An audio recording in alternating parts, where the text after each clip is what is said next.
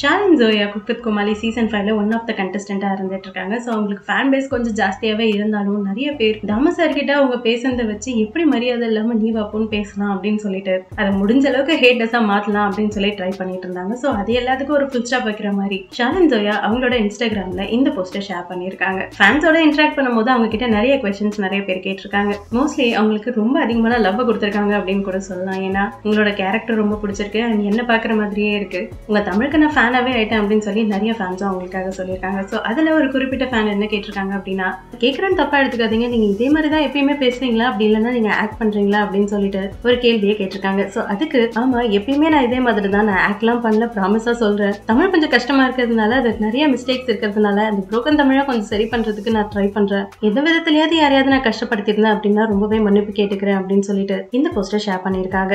ஷாலின் ஜோயாக்கு cook with Comali season 5 பொறுத்த வரைக்கும் நிறைய அதிகமான லவ் தான் கிடைச்சிருக்கு அப்படிங்கிறது இந்த போஸ்ட் மூலமாவே தெரியுது. சோ மலையாளி தமிழ் ட்ரை பண்ணிட்டு இருக்கிறதுனால உங்களுக்கு நீ அப்படிங்கிறது மரியாதை இருக்கிற வார்த்தையா இல்லாத வார்த்தையா அப்படிங்கிறது உங்களுக்கு தெரியாததுனால தான் இந்த மாதிரி பேசியிருக்காங்க அப்படின்னு சொல்லி நிறைய பேர் கமெண்ட்டும் ஷேர் பண்ணியிருக்காங்க.